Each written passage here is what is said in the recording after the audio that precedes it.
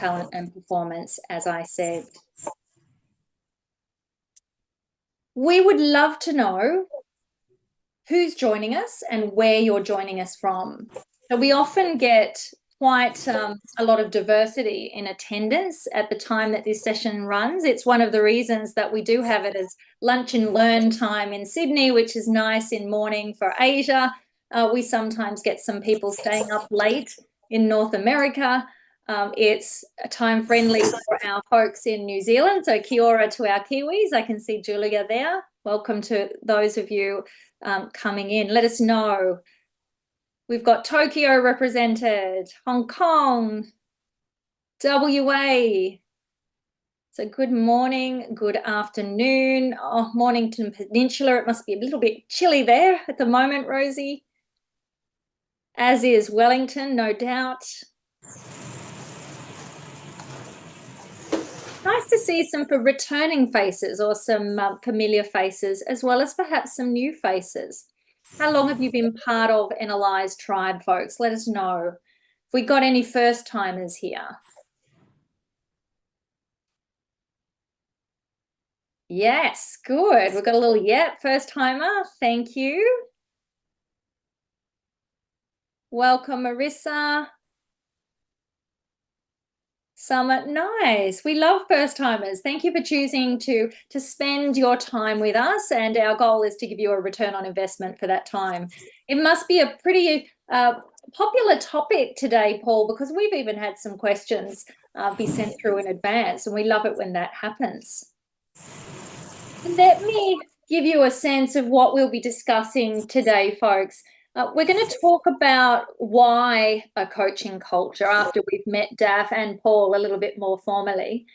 We're then going to look at the process of how you made it all happen, the lessons that you've learned along the way, the tips that you might have for other leaders and organizations that are looking to do this in their space. And if you're certainly willing, Paul, we'd love to hear what's next for you and for DAFF. And of course, we'll help our audience understand what's next and how they can access more of NLI if they'd like to. And we're going to fit all of this into the next 50 minutes, folks. So do post your questions at any time, probably in the Q&A function, because the chat can get a little bit busy, but I will keep my eye on both of those as we're going through. Allow me to introduce the department a little bit more broadly. For those of you that do not know, DAFF is the Australian Department of Agriculture, Fisheries and Forestry. So it's the entity that's responsible for enhancing agriculture, industries and trade, as well as safeguarding Australia from all of those biosecurity threats that we hear about and that we see on the videos on the planes when we land. And they do an amazing job. DAFF itself employs almost 6,000 people. Now, today we are hearing a little bit more about the coaching journey from the Biosecurity Operations Division. And of course, we were their partner on that journey, and we've enjoyed that partnership, Paul, for over 5 years now, I believe it's been. That'd be right, yeah. This specific arm of DAFF has almost 2,000 employees Australia-wide, with the mission to protect Australia's trade and keep biosecurity risks low. Paul, what else would our audience need to know about the division in order to appreciate the context in which you're operating? So a lot of you might have seen the show Border Security, and that's where you will have seen some of our staff in action. So they work at airports, seaports and mail centres right around the country, as you said, Kendra. So yeah, they perform a really important role in helping to keep unwanted pests and diseases out of the country. Mm-hmm. I was working with another facilitator on the recent program, and she had to import her dog from Hong Kong into Australia, and it was nice to be with the team as she got her dog back and got to hear all of the amazing experiences. And I know that's just one little glimpse of the great work that you do, and thank you for keeping us all so safe. We have the pleasure of just interviewing Paul, I guess, in an informal fireside chat to hear how it all started. Paul, I'd love to give people the opportunity to connect more with you as an individual. And given your title, Director of Capability and Coaching, how did you get interested in coaching in the first place? Like, how did this all start for you? So at the time I did the brain-based coaching training, which was back in 2019, I'd been with the Department of Agriculture, Fisheries and Forestry for about 25 years. So as you can imagine, over that long career, I'd performed many different roles, but all were very operationally focused. And I was definitely looking for a change, and I was also looking to challenge myself. And I had a colleague of mine who I would often see at conferences, a couple of times a year, and they had told me about this coaching program that they'd done a couple of years earlier, and they spoke so highly of it, but they also said it was quite a commitment. So I remember thinking at the time, well, if I'm going to get outside my comfort zone, I may as well do it in a big way. So off I went and enrolled. I guess I chose coaching or coach training to do because I'd mentored a lot of people over my career. And I often thought there must be a way that I can offer more value to them. And so I thought, well, maybe the answer lies in coaching. Going into the training, though, my only real goal was to get through it. And, there was very little thought at that stage as to what might come next. But after the first 3 days face-to-face in Sydney with you, Kendra, I think it's fair to say that I came away with my mind just racing with ideas as to what I could do with these newfound insights. And before I'd even finished the training, I had got executive approval to come offline and deliver a pilot program to 24 staff. And things have really just grown from there. I've since gone on to get my ICF coaching credential, as well as my team coaching credential. So you're definitely not someone that does anything by halves, are you? No, and I certainly wouldn't recommend that approach for everyone, to just dive in like that. But look, at the end of the day, it's worked out well for myself and well for our division. So, if it works, go for it. Yeah. Thank you, Paul. I can't believe that was as long as ago as it was that we were in Sydney together in that face-to-face training. Just time passes too quickly. So tell us a little bit about the biosecurity ops division and why having a coaching culture was so important.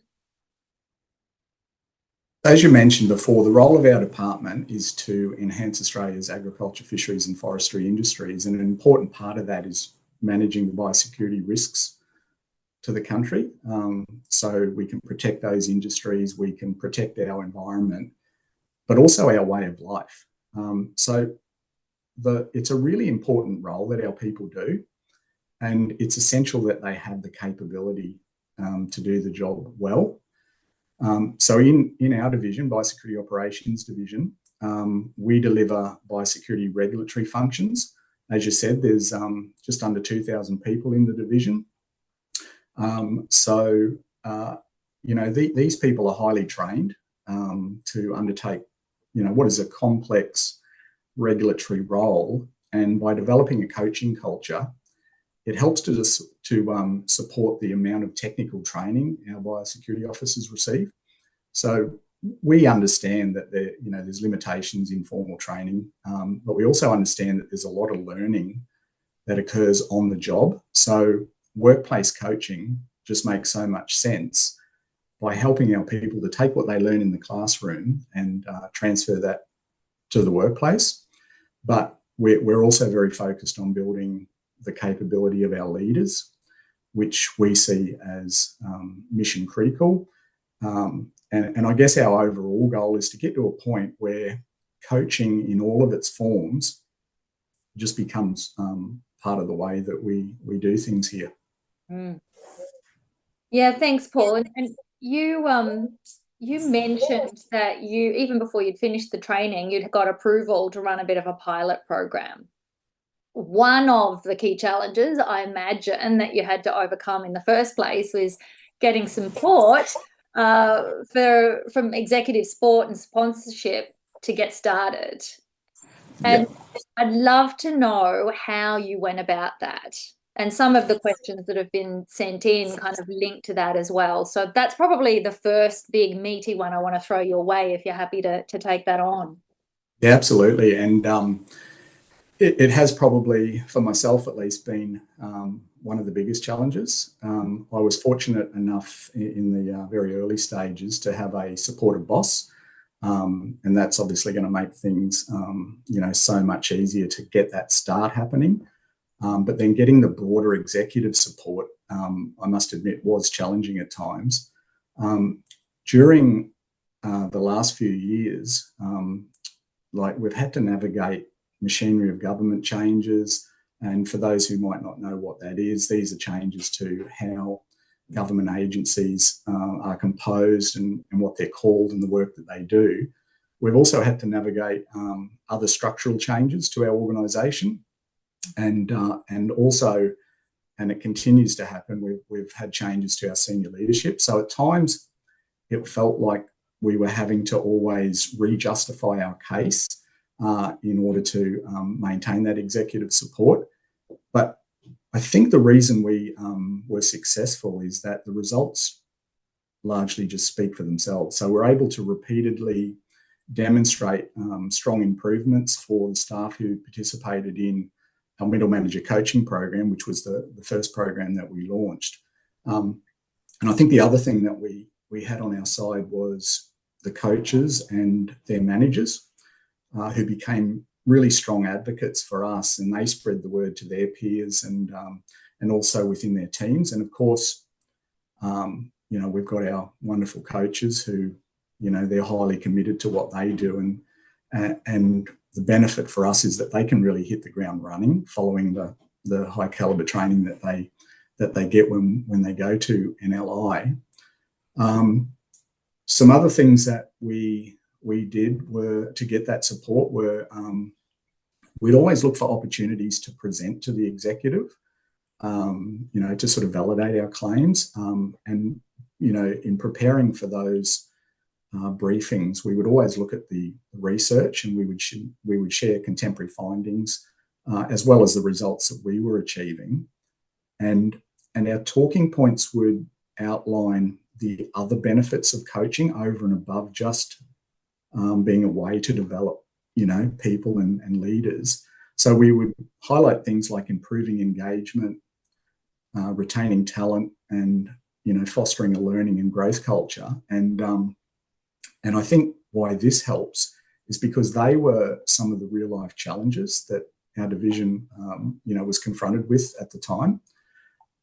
We would also try and demonstrate how coaching, how we get a return on investment for our coaching.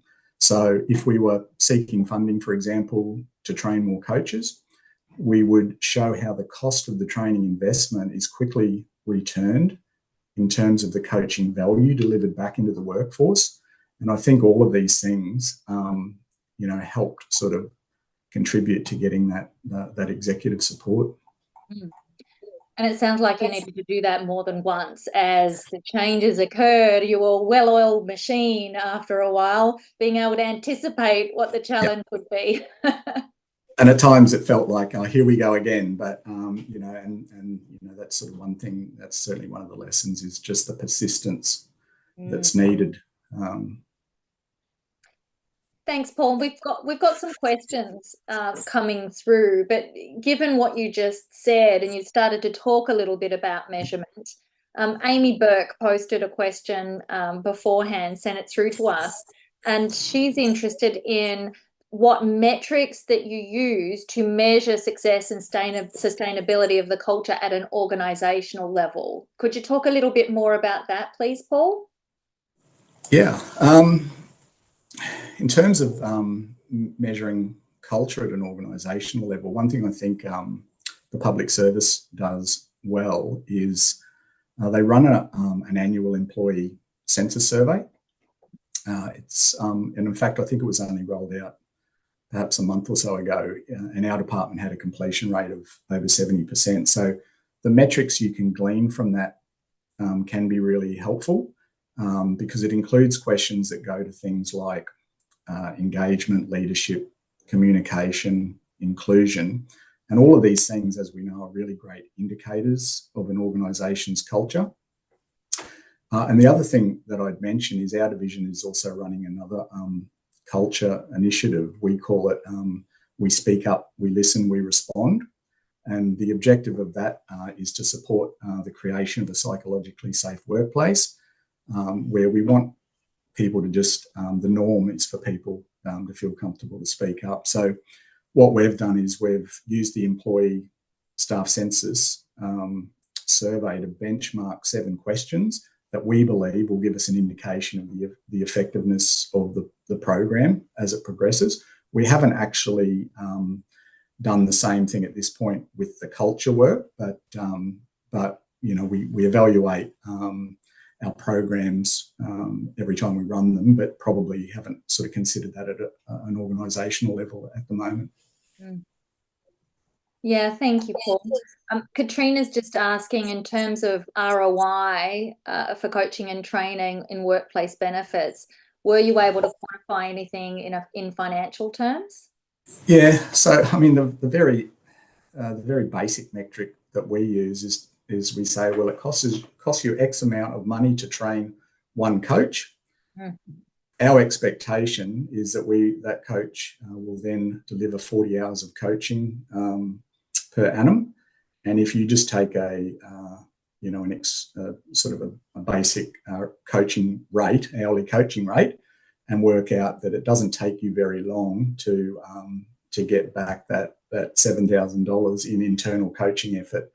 And then if that person then goes on to coach for the next 5-10 years, well, it just speaks for itself, I think. Yeah, thanks, Paul. It might be helpful, because I think some of the other questions that are coming through will be answered if we tell people what you actually implemented, so what it looked like. Would it be helpful, Paul, if I shared that slide now and enabled you to speak to that a little bit, what it looked like? I think that's a good way to go.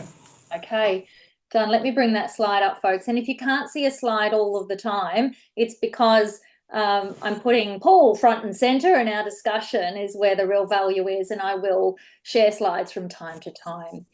So Paul, tell us about the program that you implemented. Yeah, so I just thought this slide might give the audience some context around the types of programs that we have implemented, but also the number of people who have completed each one.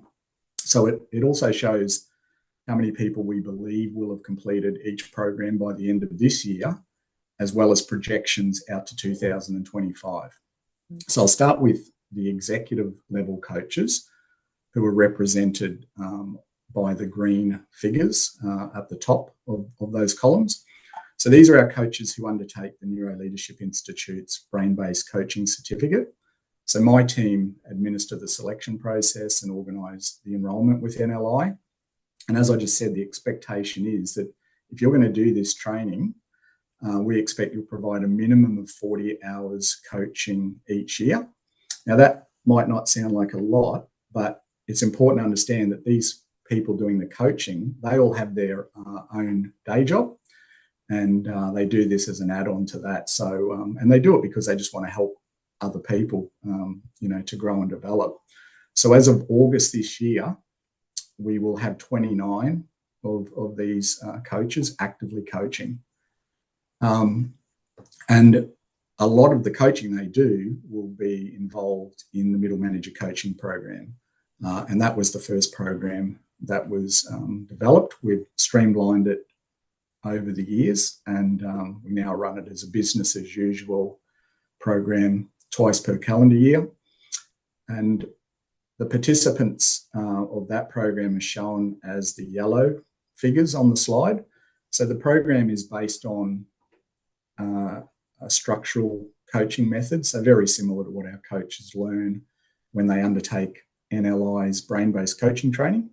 So participants engage in an 8-session program with their coach, and there's also a meeting between the coach, the coachee, and their manager. And they do that early on, where the coachee outlines the goals that they've developed with their coach and, looks to get their manager's support. And I think bringing the manager into the frame is, particularly with internal coaching, is important, because you want to give them some visibility of what their staff member is off doing. And I think it also then gives them the opportunity to be involved going forward from a support perspective. We've also, as we've streamlined it over the years, included 4 peer learning sessions. So that's where the entire coaching cohort comes together, and they focus on a range of different topics. We've done things like habits, leadership, time management, and the plan is to develop more of these peer learning sessions. But it gives the group an opportunity, to connect and interact with each other. And at the end of this year, we will have had 200 middle managers have gone through that program. And just to give you a bit of context there, the cohort of middle managers within just Biosecurity Operations Division is about 450. So, and that's not a static number, obviously. We've got people being promoted into the cohort and others being promoted out of it. So there's, plenty more work that we'll be able to do in this space. The team coaching initiative, so that's very much in a pilot stage. So far, we've worked with about 5 teams in the division, and you can sort of see those participants are represented by the little blue figures on the slide.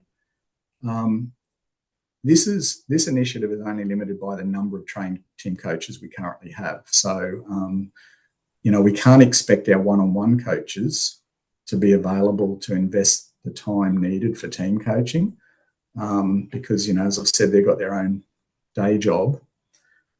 So that is a challenge for us that we're sort of working our way through. But if we are able to solve that and expand this offering, I think, the potential benefits are going to be huge, because the results that we're seeing when we do team coaching is really positive. So we've also developed an emerging leaders training program, which my team helped to develop, and we continue to support that program. So it's delivered through our Biosecurity Training Centre, and that's a training capability that the division operates in association with Charles Sturt University. And the program targets team leaders and managers, and they're shown as the red figures on the slide. And the objective there is to build their capability to lead high-performing teams. So it introduces participants to practical management and leadership frameworks. Things like psychological safety, building trust as a leader, and also some basic fundamental coaching skills. Our coaches support the learning from this course by providing 2 coaching sessions to each participant, and they do that immediately post-program. And they help the participant to develop 1 or 2 goals that were related to the training that they just received, and also develop an action plan that they can sort of help keep them on track as they go back into their workplace. And the final program that we've implemented is workplace coaching.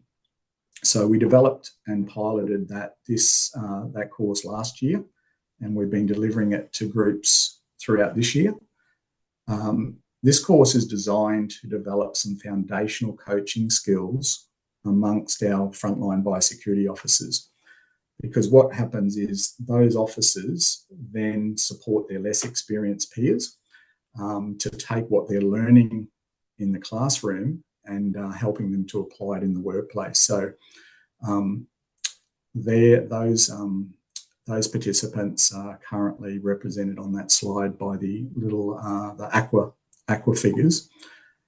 That particular course introduces participants to the LEARN model, and we developed that model in-house as a framework to guide our workplace coaches to have learning conversations. we've also designed an e-badge for those who complete the course, and they can use that in their email signature block. And we've done this to try and build the status of workplace coaches and coaches in general, because we want our officers to see that being a workplace coach demonstrates commitment to personal development and, you know, helping to develop others. And we think that's a great way for them to just show their leadership from an early stage in their career. So that's pretty much it in a nutshell what we've done so far. Woo. Looking back on it, I mean, wipe your brow, Paul. I appreciate the coherence between all of the different programs that you've talked about, these initiatives, but just the commitment of your people. And I've had the privilege of working with the majority of them, and so many of them are ICF accredited now, or they're pursuing that, and the recognition that you've put around that. Christine's asking if you could clarify in terms of the time that the coaches are putting into this alongside doing their day job. Are they able to fit it within working hours, or is any of it kind of happening after hours in their own time? I think the real question is around the additional workload that you've seen them experience and how they're managing that. Yeah, so I guess it equates to, for most of them, an hour a week. And I don't think it's unreasonable that they can set an hour a week aside to, you know, particularly as a senior person in the organisation, to help, you know, develop, you know, one of their more junior colleagues. So, you know, we have had a bit of a challenge around some of our directors who have undertaken the training, who have found down the track that they just don't have the time, but that has been sort of around the margin. So you know, I think if you're really committed as a coach and you want to help others, I think you just make sure you find the time. And was there anything in particular that you did in the selection phase of your coaches, or the onboarding them, bringing them in to screen for those that were highly motivated, or any tips in that space? Yeah, so when we started, we use, and we still do, we use an expression of interest to identify people who might be interested. And I've got to say, in the early days, people weren't knocking our door down. And I think that speaks to the fact that we didn't have a coaching culture. So pretty much if you put your hand up, you're basically in the early days. But interest has grown considerably each time we call for nominations. So that's allowed us to be more discerning in terms of who we select. So the nominees they're required to express their interest by answering 2 questions that we pose, and one of those goes to their suitability as a coach, and we provide, you know, some criteria around that, and the other 2, their commitment to deliver the coaching hours, you know, that we expect. So that's how we've sort of tried to manage that, but it's a tricky one, because when you've got someone who's putting their hand up and saying, I'm prepared to offer my time to help others, and then saying, oh, thank you, but no thanks, we don't think you'll be suitable, is a very tricky thing to navigate. So I'm not saying that's easy, but it is something that we're conscious of, and we're also conscious of it in terms of our workplace coaches. So we've included a more rigorous application process with them as well. So what we've done is we've provided managers with information about the attributes that they should consider when looking to approve applications to enrol in the course. So we give them information about the sort of people who might make a good workplace coach, and then, you know, hopefully let them do the screening of that, because they're the approvers of the application. And in many cases, the recipients of coaching were the ones that came in and wanted to pay that forward to other people. Yeah, exactly. I'm curious how you got the message out about these programs. Like, was there a communication strategy that you found worked well? Yes, with a department of this size, and as you mentioned, we're almost 6,000. So there's a variety of ways that information, gets distributed around the organisation. In our division, and just to give you a sense of how geographically dispersed we are, so our workplaces extend from Christmas Island in the west to Norfolk Island in the east, Torres Strait Islands in the north, down to Tasmania in the south. So that might not mean too much for some of the audience, but essentially it's the length and breadth of Australia. And our staff work in a diverse range of operational and support roles across essentially hundreds of locations. So we've found that repeatedly publicising our message about what we're doing and how we're doing it through the various programs that we run has been really important to build that awareness and the understanding. So really our comm strategy is just to get the word out there in as many places and as often as possible. The other thing that we've done, and I mentioned earlier, we've provided lots of briefs to the senior executive over the years, and we've met with them where we can, sort of face-to-face, to build their awareness of the work we're doing, because it's equally important to bring them along on the journey. And then when our program's sort of up and running, we sort of amp up our comm strategy, and we put all the information on our intranet page. We add messages to the various bulletins and weekly updates that get disseminated. And another good way to reach a large audience in our division is by presenting at the monthly all-staff webinar. So similar to this, and we get really good numbers attending that. We can get up to 600 staff. So you can, inform a lot of people very easily by presenting there. What else have we done? More recently, we've got some of the people who have participated in our middle manager coaching program and the emerging leaders who have been coached, and we've made a video. And so they talk about, the participants talk about their coaching experience, and we've also interviewed some of our coaches and get them to explain why they do it and what they get out of it. And that's been a really useful way to sort of showcase the personal benefits to both the coachees and the coach. And I think when people see that, it gets them to start thinking about how our programs can help them to develop their own skills. So I think overall, we're pretty happy with the reach that we've managed to achieve, but there's always more we can do. And Paul Benham is asking, what are some of the benefits that the coaches share in those videos in terms of their professional development, job satisfaction, career advancement? What are they saying? By far the most resounding sort of, I guess, result is their confidence. So coachees come away with more confidence in themselves and more confidence in their ability.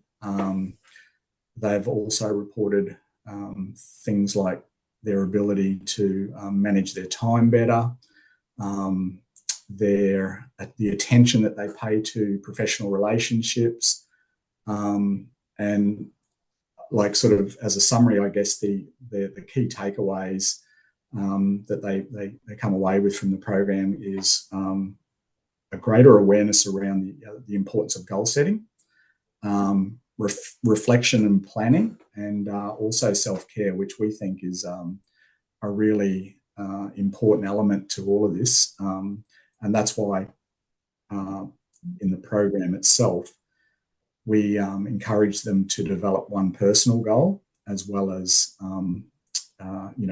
2 work-related goals. Yeah, very holistic. We're getting so many questions come through, Paul. Erica's asking, did you bring coaching elements into incident debriefs or post-incident analysis? And, how did you impact the traditional EM culture? No, I guess the first part of that is a no. We haven't brought it into those sorts of things.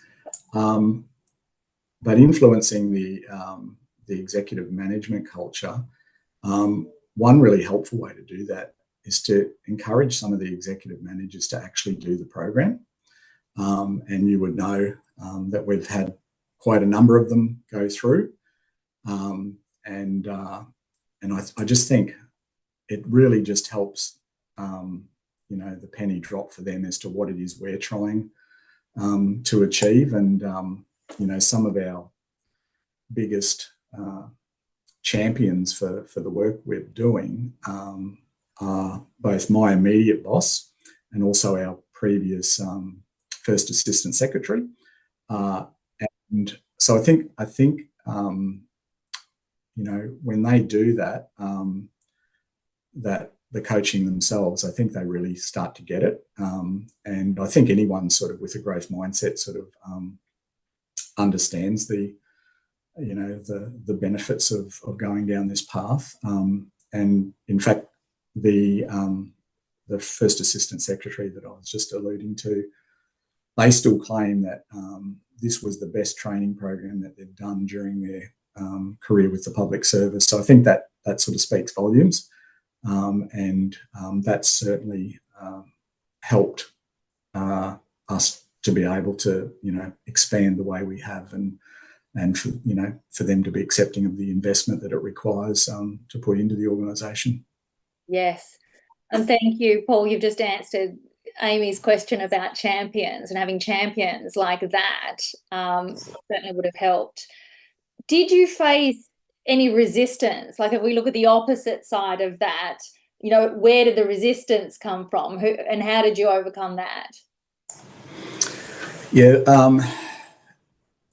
aside from those challenges I mentioned earlier, around all the different changes that were going on,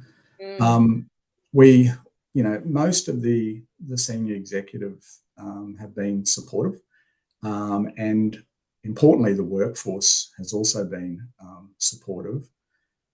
I think the more difficult thing that we've faced, though, is building our coach capacity. And that's because not everyone wants to be a coach. And as we know, not everyone necessarily makes a good coach.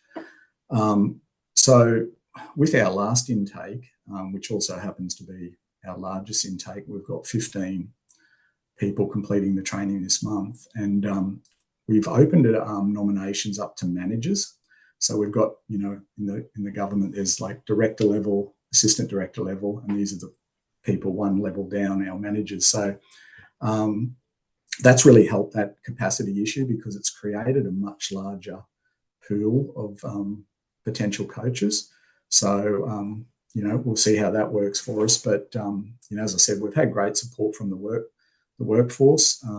We've always had really strong interest from our middle managers to participate. And their managers have been supportive because they can actually see the benefits and the results back in the workplace. So it's just got this sort of self-perpetuating nature to it. And each time now we call for nominations, we end up overprescribed for the programs. And we've always got people sitting on a wait list. So I sort of think that also, speaks to the success in terms of getting that buy-in.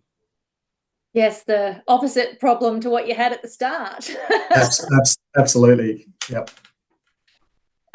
There's a few questions coming through around reporting, oversight, how you ensure that the coaching's happening, how the programs are evaluated. Could you talk just a little bit more about that? Yep. It's an interesting one, the old evaluation question. So yeah, I'm sure you're aware how difficult it can be to measure the impact of coaching programs. And I think that's why standing up coaching in organisations can be challenging because, a lot of our senior executive, they want to see the results, the quantitative results. But my personal belief is you need leaders in organisations who can see past the need for those quantitative measures. And I think, leaders just need to be comfortable with seeing the observable results, or at least, if they're not sort of getting out and seeing them, hearing about the benefits from others who are seeing it. And but we're a government department, so we do need to evaluate the effectiveness of our programs. So each program does have an evaluation strategy. So for the workplace coaching course, for example, we we establish an initial benchmark by surveying participants before they start the course. We survey them again at the completion of the course, and then not that we've done this yet, because it's we're sort of only just getting to the point now of having people come 3 months post finishing that, but our intention is that we'll survey them at the 3-month post-course to sort of see if we can identify some of the longer-term impacts that we've been able to achieve. For the middle manager coaching program, we use a retrospective survey with the participants, and we also survey the participants' managers again at a 3-month post-program to sort of see if they can assess any changes in behaviour, because we're interested to know what they've noticed. So yeah, it's a tricky one, the evaluation. So I think it's just about finding the right balance. Yeah, it is. And in fact, I think it might be a good time just to engage our audience, because we have some very experienced leaders and other people that perhaps are doing this in their organisation. And I'm going to invite you to share via the chat. And I promise I'll still come back with all of the questions. We're not done, but we've got to let Paul catch his breath for a minute and have a sip of water. So what lessons have you learned about creating or sustaining a coaching culture? Share your thoughts in the chat. This is a great way for everybody to get involved and sharing a perspective. What have you learned? What do you feel is important? Please share in the chat.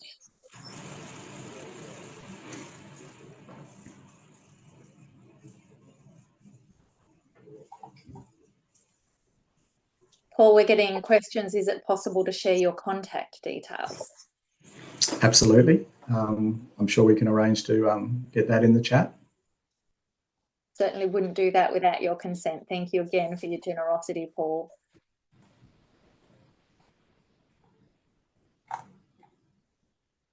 But here's some wisdom coming in. Continually developing your coaches and supporting them to become accredited. Yes, anchoring a coaching approach, because it's easily lost if we don't stay connected long enough to embed. Thanks again. Go where the energy is. Involving your boss, critical. And there we go, Melody's popping Paul's email address into the chat.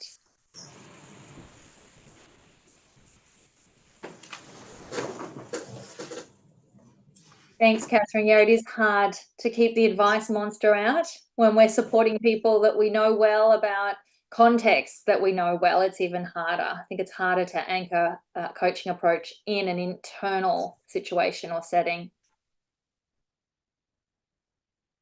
Patience. Yes, it's not 1 year and done. Thanks, Carly. It's an ongoing commitment, and this will be the legacy that Paul leaves behind, I've got no doubt. Yeah, thank you, folks.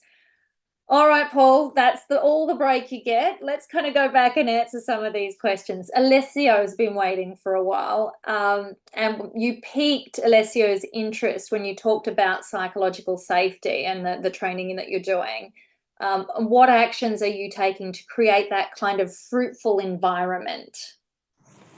So up until now, that initiative has been really about creating awareness, and we've developed a whole bunch of resources for people, including how the SCARF model interacts with this concept of speaking up, We've developed models for leaders to use, so they can have the sort of conversations they need to have or whatever. But we understand that just creating awareness isn't going to be enough here. So I'm not sure whether you're aware of this, but we've actually also partnered with NLI to look at moving into a behavioural change phase of that initiative. And so what we've done is identify 3 habits that leaders need to change to ensure they're creating that psychological safe workplace, but also 3 habits that everyone needs to be conscious of in terms of the way they speak up and when they speak up. So that's for the next 12 months, that's what we'll be rolling out is, and we're doing a leader-led approach where, we'll, through an expression of interest, identify people who want to get involved. They'll do the training, and they'll do the training on the expectation that they'll go back into their teams and their workplaces and deliver micro sessions with their people. So we think by doing it that way, our reach, should get across a very large percentage of our division. Mm. Yeah, I'm not aware of the fine details, Paul, but I think the product that you're drawing from is our voice, our speaking up product, which links nicely with that culture of psychological safety and what does it really take and how do I go about that and ensure it's not career limiting in any way. Yeah. Paul, I'd love to give you an opportunity to share any successes, I guess, that you're particularly proud of or that inspired you, the good news stories. Is there one that kind of springs to mind?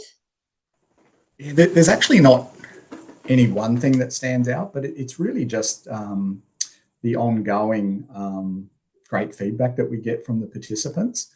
So, during the course, they get the opportunity to reflect on what they've achieved. And at the last group session, there's always that strong theme of them leaving the program with much more confidence. And even with the people that because I still actively coach, often they'll come into the program and there'll be just this, overwhelming sense of overwhelm.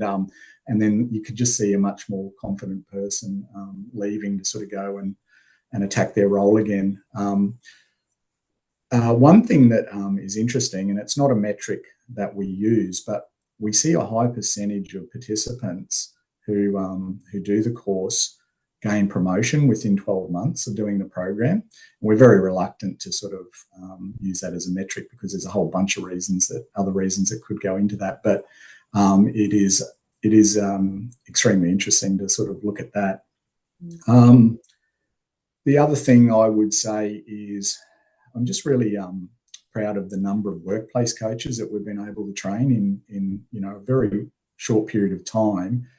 And if we continue at a similar pace, we're going to have about 300 workplace coaches trained by the end of next year. And this is going to have a significant impact, I think, on the success of our technical training for our biosecurity officers. And, that's just going to be great because it's going to get them off to a really solid start in terms of their career with the department. Mm. Oh, we've got even more questions flooding through. But while we're on the topic of training workplace coaches, NLI does have a manager as coach program that we run across APAC, and it's a condensed version of the brain-based conversation skills. So instead of it being 3 days, it's 2 days.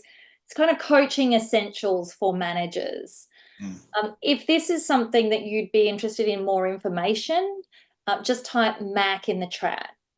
Manager as coach MAC.